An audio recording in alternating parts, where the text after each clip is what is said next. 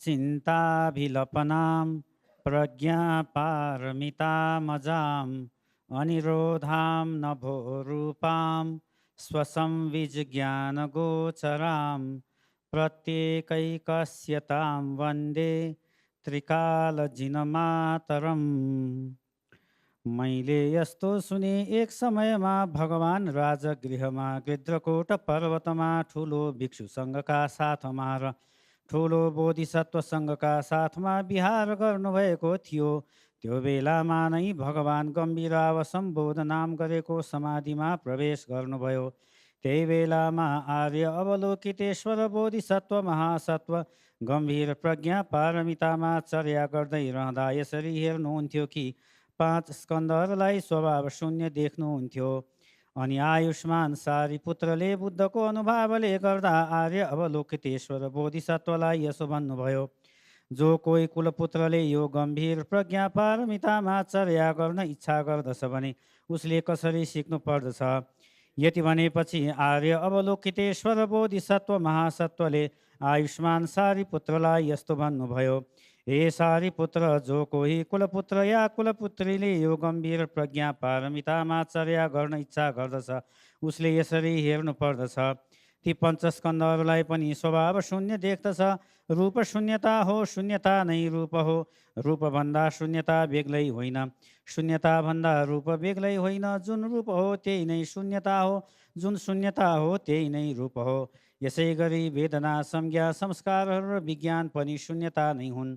Yes प्रकार हे सारिपुत्र, सम्पूर्ण धर्महरू शून्यता लक्षणवाला छन्। उत्पन्न नभएका, निरोध नभएका, मल नभएका, विमल पनि नभएका, कमी नभएका, सम्पूर्ण पनि नभएका छन्। त्यसकारण नै सारिपुत्र, शून्यतामा न रूप हुन्छ, न वेदना, न संज्ञा, न संस्कारहरू, न विज्ञान हुन्छन्। न चक्षु हुन्छ, न कान, न नाक, न जिब्रो, न शरीर, न मन हुन्छ। न रूप हुन्छ, न शब्द, न गन्ध, न रस, न स्पष्टव्य हुन्छ, न धर्महरू हुन्छन्। न चक्षु धातु हुन्छ र त्यहाँदेखि लिएर न मनोधातुसम्म केही हुन्छ। न धर्म धातु छ, न मनोविज्ञान धातु छ। न विद्या छ, न विद्या क्षय छ र यहाँदेखि लिएर न जरा मरणसम्म केही छ। न जरा मरणको क्षय नै छ। न दुःख समुदय निरोध र मार्गहरू छन्। न ज्ञान छ, न प्राप्ति छ, न अप्राप्ति नै छ। त्यसकारण हे सारिपुत्र, प्राप्त नहुनुले गर्दा बोधिसत्वहरूको प्रज्ञा पारमितालाई आश्रय गरेर चित्तको आवरण हट्दछ। चित्तको आवरण नभएपछि त्रासरहित भएर विपर्यासहरूलाई अतिक्रमण गरेर निर्वाणमा स्थित हुन्छन्। तिनै कालमा भएका सबै बुद्धहरू प्रज्ञा पारमितालाई आश्रय बनाएर नै अनुत्तर सम्यक सम्बोधिमा अभिसम्बुद्ध भएका हुन्छन्। त्यसकारणले नै प्रज्ञा पारमिताको महामन्त्रलाई जान्नुपर्छ। जुन अनुत्तर मन्त्र हो त्यो समानको अर्को कुनै पनि नभएको मन्त्र हो।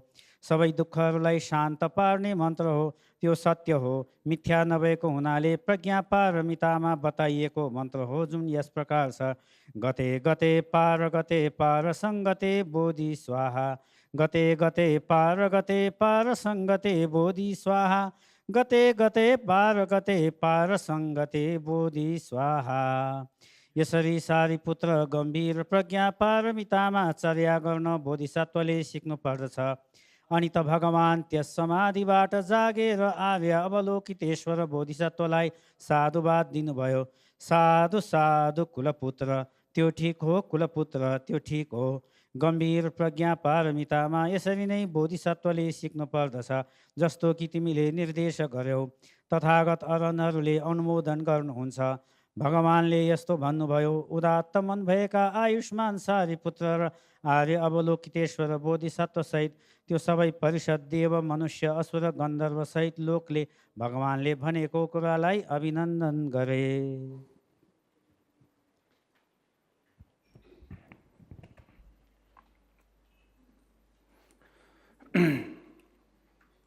Prajnaparamita is very vast and deep, so it's very overwhelming. And I do not expect that all of us will understand. And even more, I do not expect that little intellectual understanding that we have, when we can actually apply it during the day-to-day life. But time to time, it is important to go to these kind of texts, because this, I think, like the Christians, they should go to Bible, sort of. Christians might do this, that, all kinds of things, but they, at the end, they have to go to their sutra, which is Bible. For Muslims, they should go to Quran. Likewise, time to time, some of us, we have the responsibility to visit this. And I have to confess, and I have to admit, even though I have studied Prajnaparamita a little bit, but in my day-to-day, life, and when I so-called practice, the Prajnaparamita rarely happens. I am just very theistic, religious. I like bringing flowers to the stupa rather than contemplating on no eyes, no nose, so on and so forth.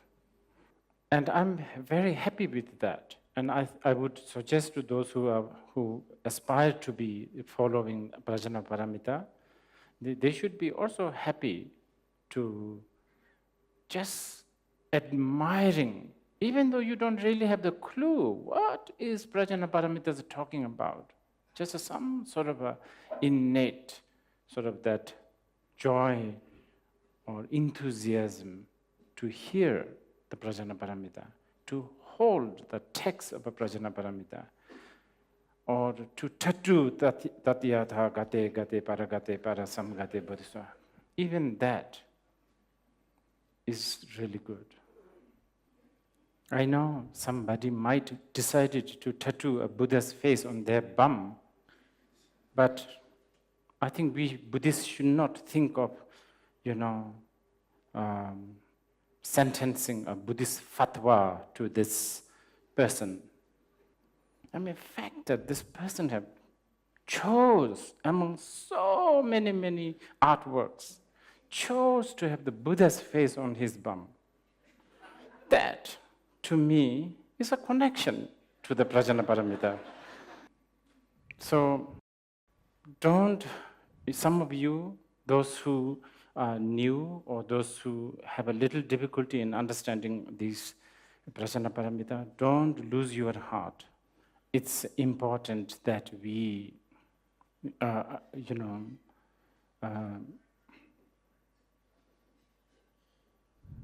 basically, we need to, practice is so individual. Practice, something called spiritual practice, is so individual. This is why you can even chant Tatyatam Gate Gate Paragate Parasam Gate Bodhisoha, even though you don't really understand the four, Gate Gate Paragate Parasam Gate, even though you may not understand totally, just having the mantra there to chant, that is also a path. I will tell you reason why it is so important, why it is good. This is the age when, this is the time, the age, year, a day, where there is how many nuclear heads? 1,800 nuclear heads. That's just on high alert, supposedly, right, in the world. And this is the age when iPhone is getting cheaper and cheaper and the foods are getting more and more expensive. This is really, in one way, the most materialistic age. So to have even some sort of a longing to the shunyata, which from a materialistic point of view is like the ultimate waste of time. From the materialistic point of view, there is nothing that you can do that is worse than this. So it's important that we are acquainted with this. Me, as a Buddhist fanatic, I believe that the world is still peaceful and world is still sort of roaming around because of the existence of shunyata. This is the key machine. Because of the blessing of the shunyata is still going on at the moment in a sort of in a harmonious way. As I said, time to time we should sit down like we have been doing past 4 days, 3 days, and try to go deeper into the the discussions between Shariputra and Avalokiteshvara and many others. Please read Manjushri Sutra, for instance, or a sutra, the Maitreya Sutra, or the sutra questioned by an old lady. And yes, Vimalakirti Sutra. I mean, some of these sutras are just, you have to keep in mind, these discussions happened 2,500 years ago.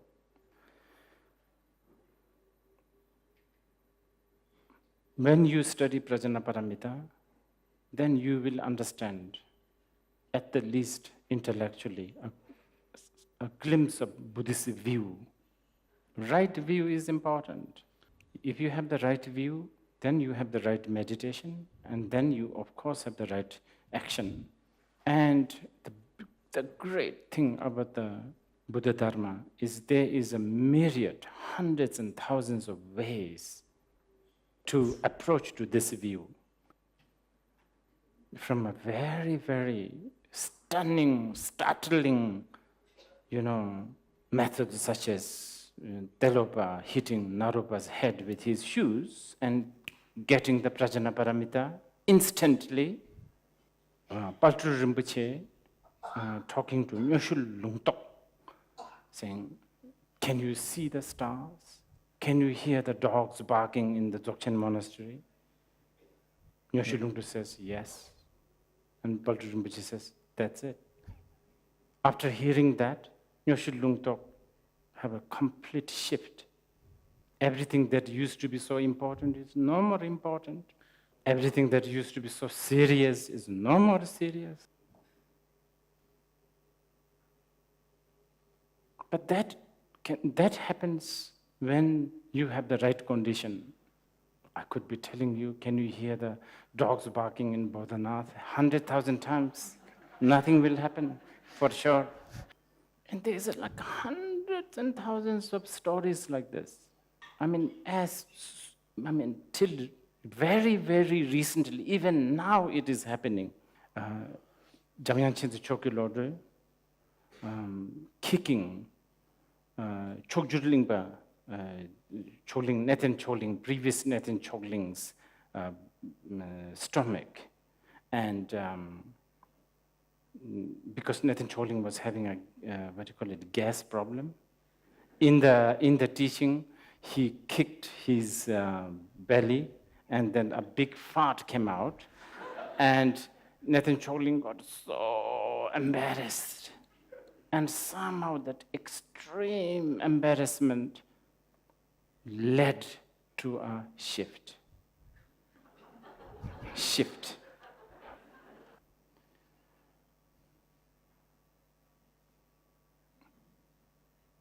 This is my interpretation, okay? I met a Trungpa Rinpoche's student, Chogyam Trungpa. And he said it was his first time he was attending Chogyam Trungpa. And Chogyam Trungpa went to the gentlemen's. And after peeing, Chogyam Trungpa said, "Can you please help?" Meaning put Trungpa Rinpoche's dick inside the pants and zip it up. Who asked? Chogyam Trungpa's. Put the dick inside and then zip it up. And somehow the student was startled, of course, but this student is so devoted to Trungpa Rinpoche. To me, to a certain extent, that is a shift. It's a shift. To a certain extent, to me, this is a shift. If it is not a shift, this is what will happen. You have to do this, put it in, and then and so sort of zip it up, and then what will happen is this.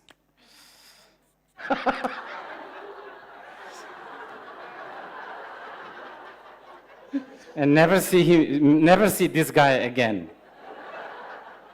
But this man, his first time attending Rinpoche, to me that's, and especially, he's an American, where the Dharma is very new. And Americans are very rebellious. And this half-drunk, half-paralyzed teacher, telling this, still devoted, to me it's a very, very good shift. Oh, actually, I even forgot to tell you the details. As he was putting it in, Trungpa Rinpoche said, oh, you forgot something, meaning before put it in, you should be shaken.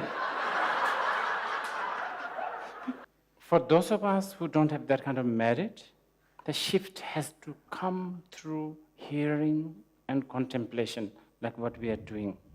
Really important, you need to understand the view, the shunyata. This is Buddhist view.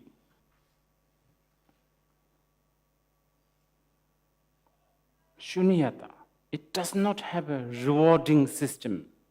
If you are nice, reward. Doesn't have punishment. Like there's no okay, Buddhists, what to do with a thief, by the Buddhist. How? You can't do that with the shunyata. When you go back to the view, you can't implement that kind of a rule.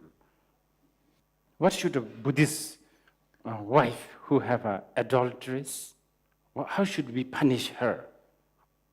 Beat her up with 100 tomato, hitting her with 100 tomatoes? We can't do that. Why? Because of the shunyata.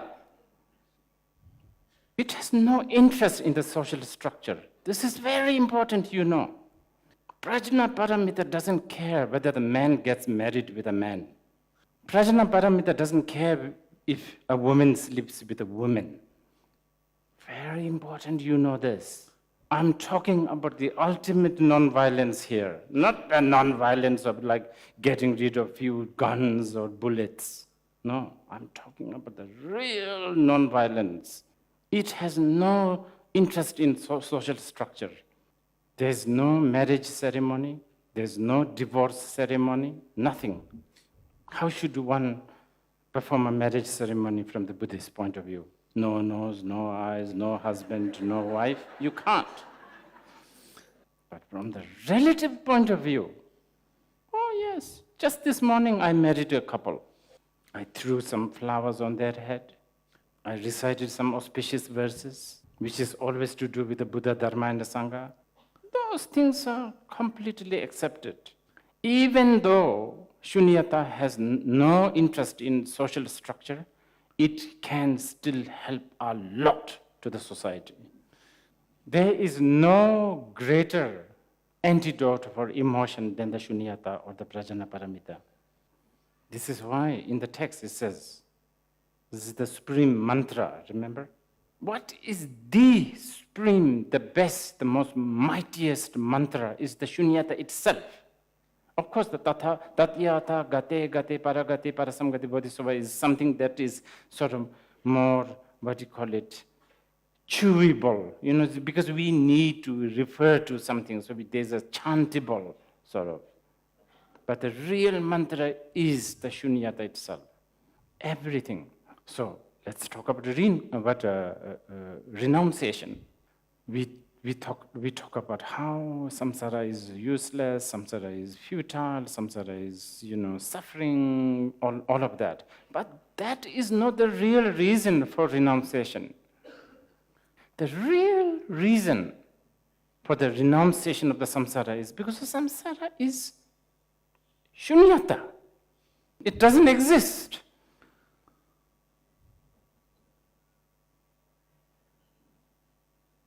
Monks, those who are bhikshus, they are told to think the girls are full of pus, blood, shit, all of that. And also the nuns are told to think like that, vice versa. But that's just a mind training. The real reason of renunciation mind is based on the shunyata. Compassion. What is compassion? Usually compassion is like having some sort of a sympathy, towards poor, destitute being. But that's not the real compassion. Because that kind of compassion is very dualistic. Me, this great, this powerful being, looking down at a sentient being who is suffering, I as a savior and he or she as the sort of the recipient of your love and compassion. It's very dualistic. So, the supreme antidote for all the emotions is shunyata. When I say emotion, I'm talking about desire, anger, jealousy, doubt, pride. By the way, emotions are not just these few categories that Buddhists put up, Buddhists laid down in the Abhidharma.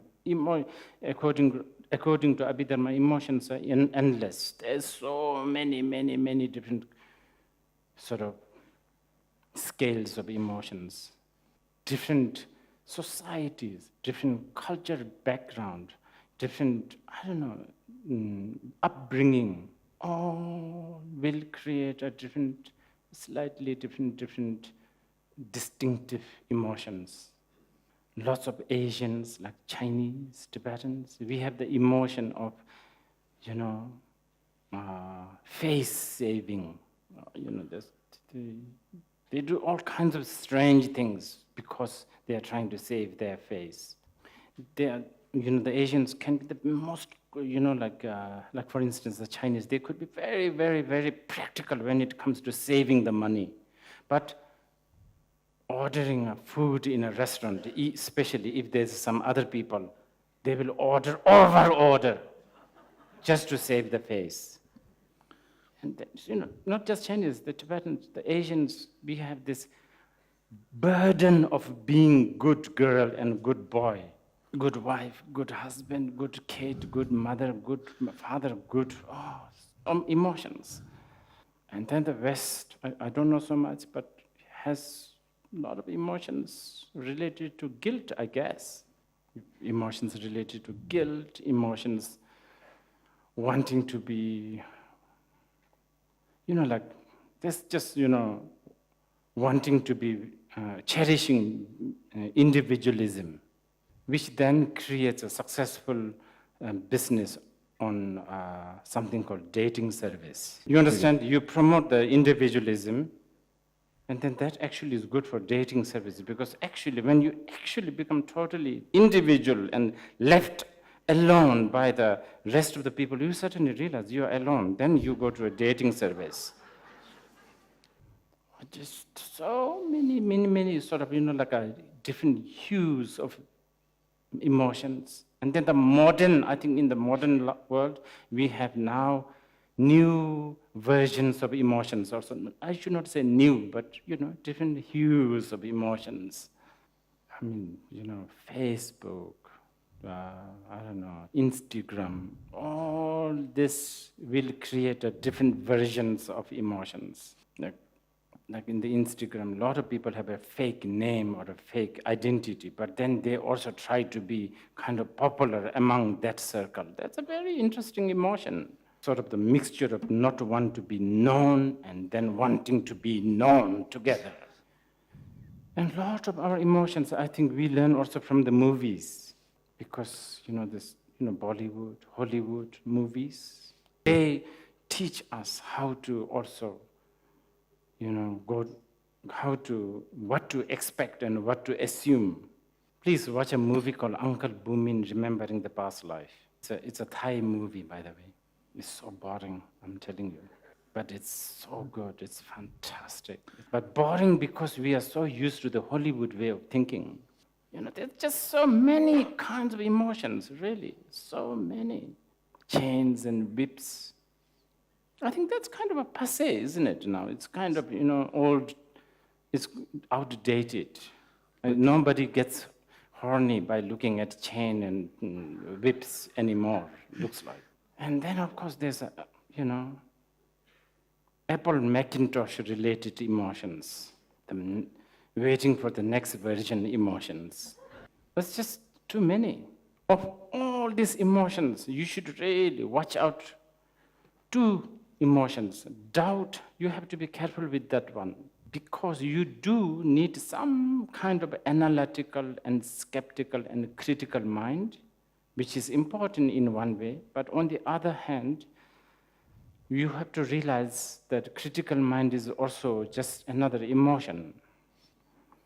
But there's something that is really, really bad. Of all the emotions, lokta, wrong view, is really the worst. Broadly speaking, wrong view is basically no trust to the causal condition and effect. But to be more specific, wrong view is also when you separate relative truth and ultimate truth. We talked about the British stuff, remember yesterday? This wrong view, you have to be careful. I think the wrong view emotion breeds so many branch manifestations. For instance, one of the political correctness, I think it's a grandchildren of a wrong view. And fascism, of course. But something even worse than fascism is liberalism. Because fascism is at least, okay, they're fascist. But the liberals, they all have this pride, we are the savior, we are this, kind, sort of very understanding people. Liberals, they, I will stop here, I will not go on, otherwise we will waste our time too much. But I think it comes from deep-rooted wrong view. A follower of the Prajnaparamita must realize that being politically correct has got nothing to do with the compassion, nothing. It's just a manifestation of pride.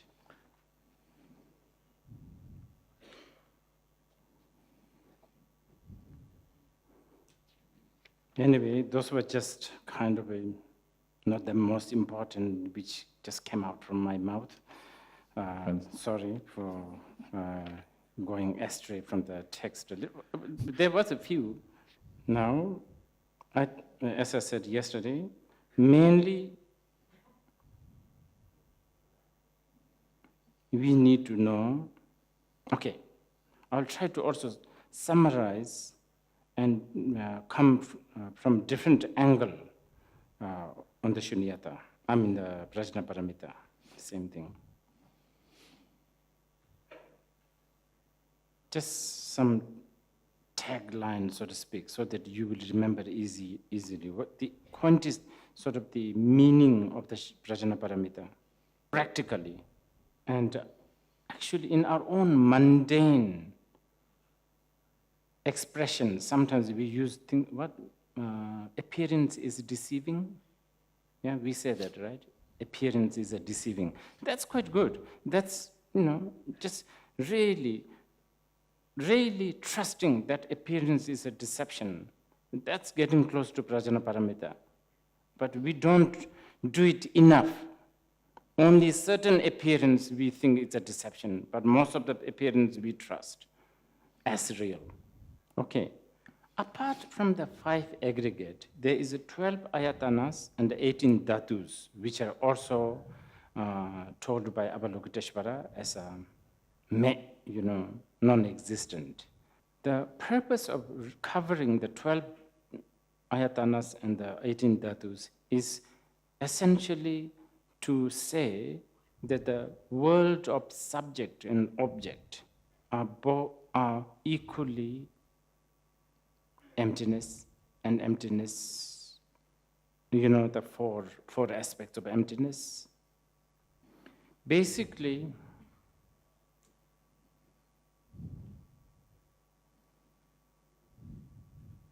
Buddhists don't accept that there is an independent object or subject. Okay, there's no independent subject. independent from object. There's no independent object that's independent from subject. So actually Buddhists don't really accept sort of objectivity or something, objective point of view. It's always a subjective.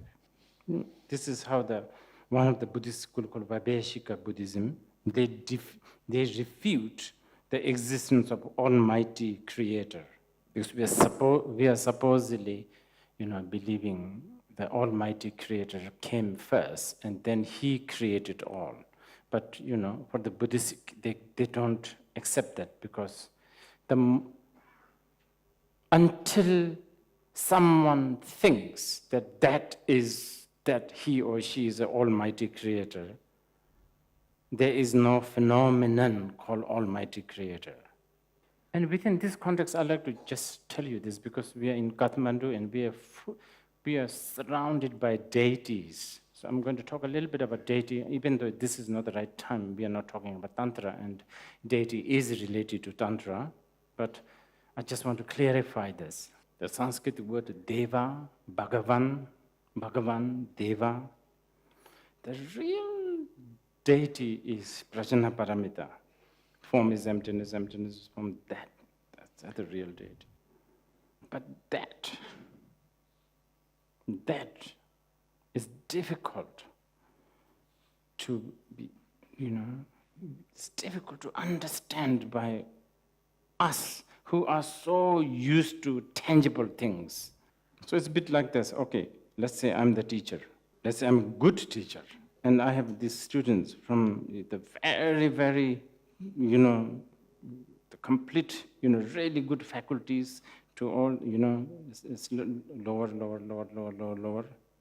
And then I say to the best one, introduce the shunyata. And then he or she will, as the teacher introduce, he or she will recognize it. That recognition is the veneration to the deity. Then dwelling in that view, because he or she is still not the best, still need to go. Remaining in that view, dwelling in that view is actually making offerings and getting acquainted with the deity. That's it. Okay? And then, slightly lesser disciple, okay? That disciple can't accept this shunyata. Just not possible. He or she wants something to cling on. But he or she is still good, very good. And since we are very near Parping, I'm going to talk from the point of Vajrayogini Tantra a little bit. And then I will tell this disciple, your deity is this circle, Tigle, circle, Tigle, circle, a circle, that's it. A dot, a circle. Now, and then that disciple will try to maintain that. That's their practice, his or her practice. And even that, for the third one, the third class, difficult to understand. What do you mean? I prostrate to a circle? I worship a circle? What do you mean? This is too simple. Then I will let her bum is your deity, nothing else. Okay? Now the fourth class. Even that is too much, too simple. So the fourth class, the teacher has to check what kind of person or is this person. A very angry person, very passionate person, so on and so forth. And this gets a little so it's not a fixed thing. So I'm just giving you as an example. So here I have a nun, you understand? Here I have a nun who I think, okay, she actually has sort of an inner kinkiness. Yeah. She can't accept. Let her bum is too, simple, don't know how to use that. And knowing that she's a little bit kinky, Then I say, yeah, Chakrasambhara now, beautiful blue hands, very nice looking. Chakrasambhara is one of the most beautiful looking deity. She falls for it, Chakrasambhara. And then I have a monk here. Then he can't handle with just a letter. Then I said, okay, I think there's a very deep horniness. Then I said, Vajrayogini. And even the Vajrayogini has many different. I will look at him and say, oh, well, yeah, maybe inside there is a little bit of naughtiness, but he is also not that naughty. Then I will say, okay, you should do the, Pamtingpa, Naropa, tradition, what is it, Vajrayogini. She sort of stands, kind of more sober look. But if this person, my disciple, the monk, can take it, this is not, I'm just giving an example, just because there happen to be monks and nuns in front of me. I'm not implying anything, by the way. So I have been resisting not to tease some of this, especially Matthew. I'm resisting. We used to travel together with Jabjit Rinpoche. And we always force him to sit next to Jabjit Rinpoche because we are all a little bit, sometimes Rinpoche sort of appears to doze off, so we have to be always careful. So because we want to have just relax, we always put him in front. And once we were in America, I bought itching powder. And I'm behind him, I slowly put some itching powder on his neck. Somehow we have a connection. Somehow he's in karmic debt with me to be teased. He needs. I even have photographs of him taking shower, but it's not here today. So anyway, so I'm just telling you the concept of the deity, because we were talking about a God earlier, Almighty God, Almighty Creator. There's a Bauddhanath temple, there's a Swayambhu. All these are manifestation of the Prajnaparamita. The Buddhists, this is really important. Remember the view should not be lost.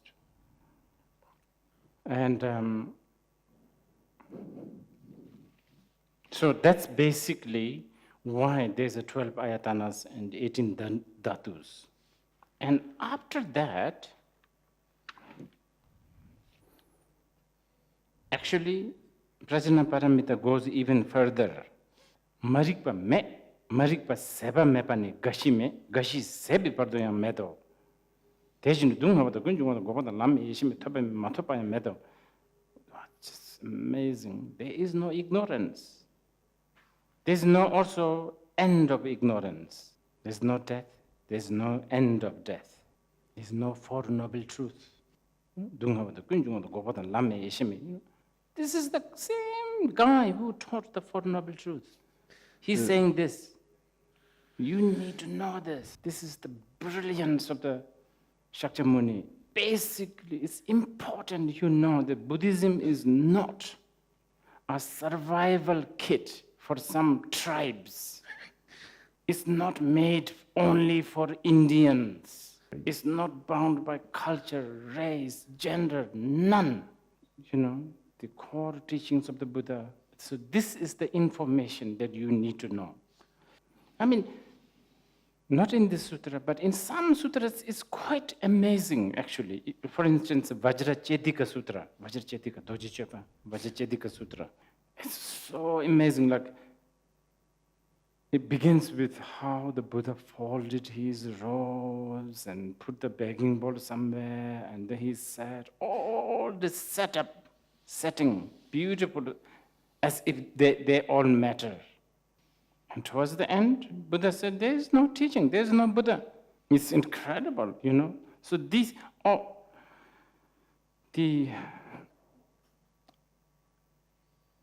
I have always thought, when you read the sutras, When I was younger, I used to skip the beginning part. Now I realize such a mistake. It's so important. The setting, where he was, and who was there. Now some sutras have something like 20 pages of who was there. The names of the bodhisattvas, names of the ghosts, names of the, gods, all that. Important. Read Avatamsaka Sutra. It's much more intriguing and fantastical than Star Wars. And it's so meaningful too. Because at the end of the day, Buddha's only purpose is to take you to the liberation. Okay, I will maybe take some questions. Okay. Wow, so many. I will try to answer all, try to make it. He said, Rinpoche said Prajnaparamita has everything to do with relationship and marriage. As a practitioner, he wants to realize Prajnaparamita, so he hoped that he can find a girlfriend in this place. Okay. I will also pray. When practicing Vipassana, when we have some thoughts come up, then we aware about the thoughts. Is that awareness also another thought?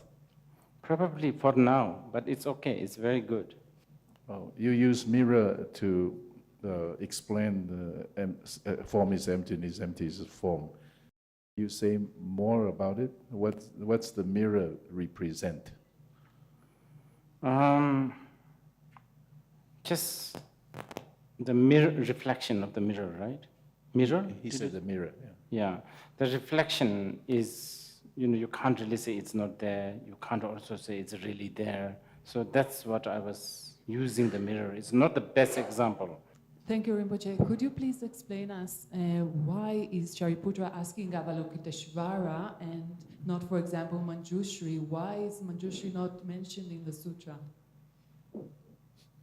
Very good, very good.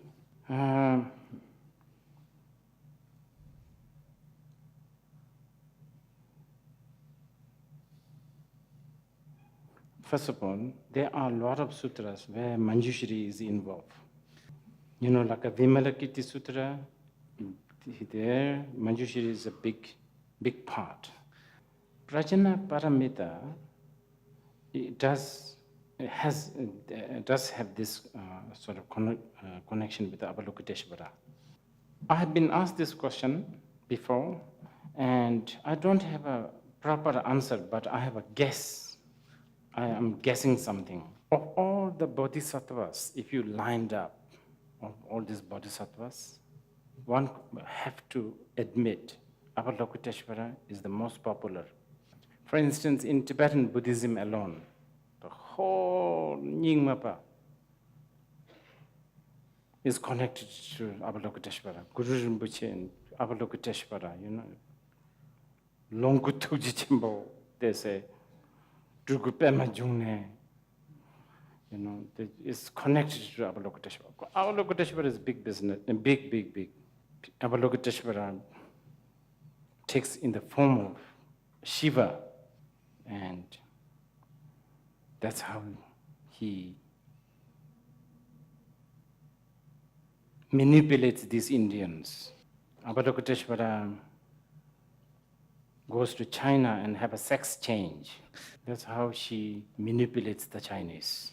She's, the Avalokiteshvara is really good. And then Avalokiteshvara, amazing thing about Avalokiteshvara.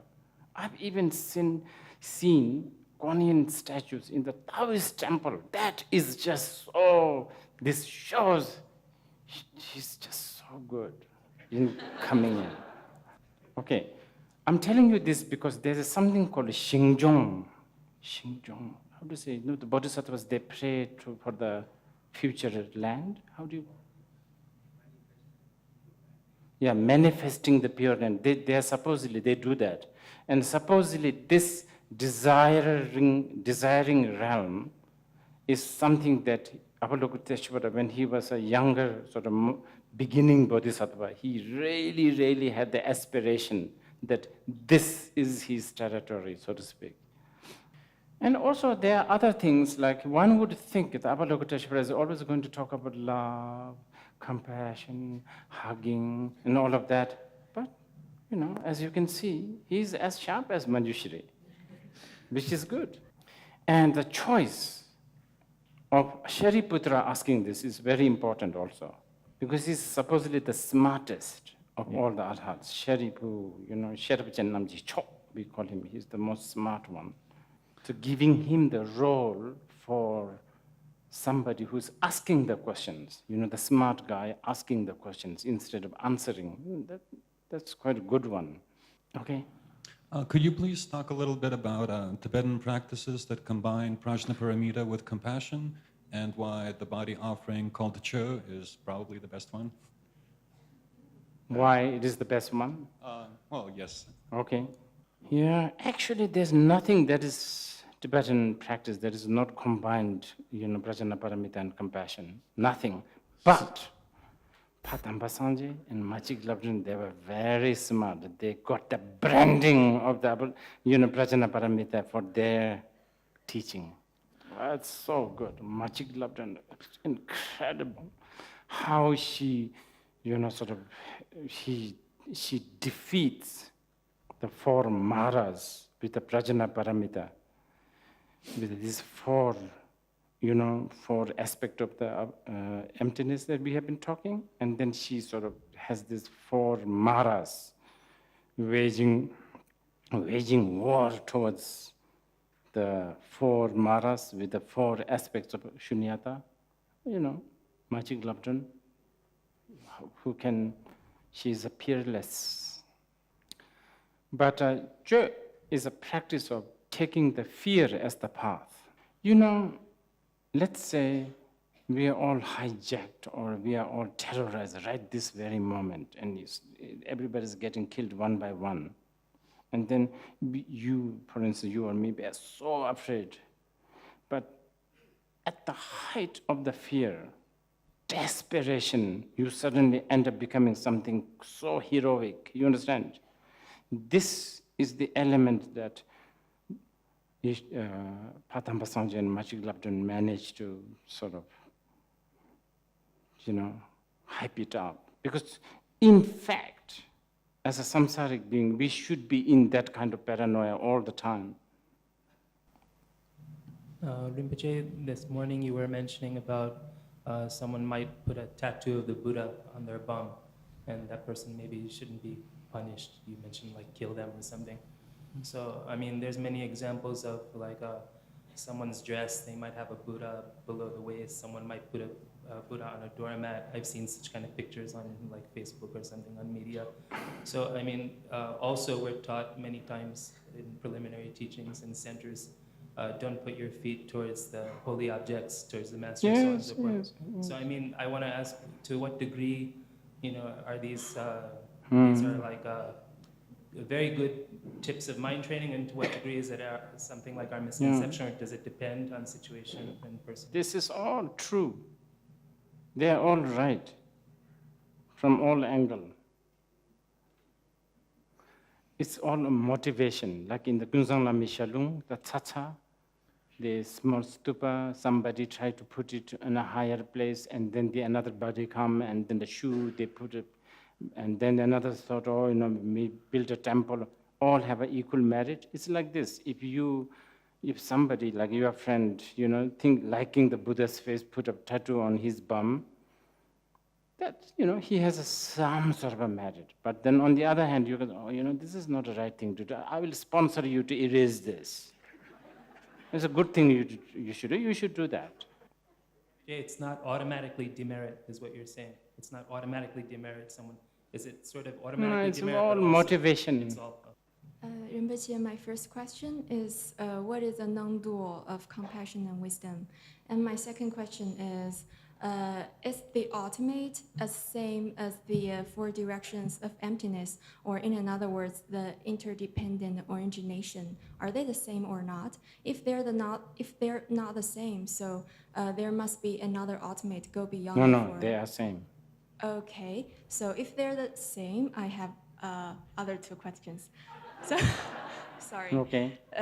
So if they're totally same, nothing else but this, so firstly, why we say the ultimate is not within the reach of intellectual, and also why the ultimate can withstand the intellectual logic? I didn't understand that part. Yeah, so by intellectual, by intellectual investigation, we can logically understand the emptiness, the four directions. Yes. So why we still say the ultimate is not within the reach of intellectual, reach, R-E-A-C-H. Yeah, well, because whatever you are intellectualizing is not really ultimate truth. It's sort of the reflection. There is a lot of explanations. Like if you haven't been to Bodh Gaya, you can look at a photo of a Bodh Gaya, which is not bad, Then, then when you go to the real Bodh Gaya, that's it, So you can't really say the photo of the Bodh Gaya is the real Bodh Gaya. You understand? So it will help. And that's the only thing that we can do for people like us. So then why we still say the ultimate can withstand the logic of relative truth? It can, if we investigate the ultimate, it won't break down. If we investigate by the relative. Oh, breaking down, relative truth, it will break down. Whatever you are understanding, so-called the ultimate truth, if you analyze more, it will also break down. But that's not the real ultimate. That's why it breaks down. This is too profound. Okay. Hello, good morning, Rinpoche. With your blessing, I dare to stand here to ask the question. I have read the expression that the nature of the mind is that the union with emptiness and clarity. But however, sometimes I also read another expression in other books that like the mind is emptiness and the mind is also clarity. Why there are two? Sometimes it is the nature of the mind, and sometimes it is the mind. Okay, I'll keep the question in my mind and try to explain tomorrow. Okay. Thank you. Okay. Can we let somebody, because I need to finish this, please. Sorry. Yeah. Yes, Rinpoche. You said the view of Buddha is that every component things is changing, is not fixed. So when we see something, we have likelihood or dislikelihood because we have conceptions. But we all born with this kind of background. For example, Chinese, we have Chinese culture. Even the language has some culture. Okay. So how to do with this? If we are practicing with, for example, offering flowers or praying. I have never said you should not practice those things. You must. But is this using another conception instead of myself conception? No. You should do whatever you think is good. For instance, we offer Buddha food because we human beings think food is important. It's not as if Buddha is hungry and that's why we are feeding. So how? How? What is about the emptiness? I mean, this conception's relationship with emptiness, we're trying to reach the goal, the emptiness. Okay, I understand. Okay. I think here we are having a problem of two truths, sort of not being able to merge and, okay, I will answer you in the teachings. Last month in Bodh Gaya, because there are so many mosquitoes, so she killed a lot. She knows that this is bad karma, but relatively, but ultimately everything is emptiness. So is there still karma for her? Very good question. Related to the earlier question, I will handle this tomorrow. Some I wrote down. She said there are eight schools in Nyingmapa. Which school you belong to? And what are the 8 schools? And who is the leader of Nyingmapa? Okay. And why every time she chant Heart Sutra, especially the 4 sentences, she imagined a snake? Okay, good. Nyingmapa's leader is Khenpo Chögyal Tisong Diwutsen, a king. Because Nyingmapa is the Tibetan stuff. Padmasambhava is the Indian, Shantarakshita is Indian. So from the Tibetan, blood and bone is the Tisong Diwutsen. Okay? Please be quick because the bladder is about to be burst. Sorry, context, but I just want to ask you in the teaching of Prajnaparamita, is there any context with soulmates and, if I may, twin soul connects? Do you have like any light shedding text? If you want to study more, you mean? No. If somebody is experiencing something like that with feminine and masculine energy, how is supposed to one deal with it? Oh, this is a very vast. I think you will have to ask somebody else. You will find quite a lot of people who can answer these questions in the coffee shops. Okay. Thank you. Okay. I think in summary, is samsara and cause effect, are they ultimate? Are they ultimate truth? Okay. Again, I will be talking about this tomorrow when we talk about the two truths. I will only take these 2, not anymore. Okay? Linguistically, why do you use view rather than belief or understanding? And also, can you speak it louder? Linguistically, why do you use the word view rather than belief or understanding? And then how are the 3rd and 4th statements of emptiness different from the first 2? Oh, okay. Actually, someone like Mipham Rinpoche would say, belief is fine. But when we are studying, we always think that this is what we need to study, as in this is the subject that we have to study.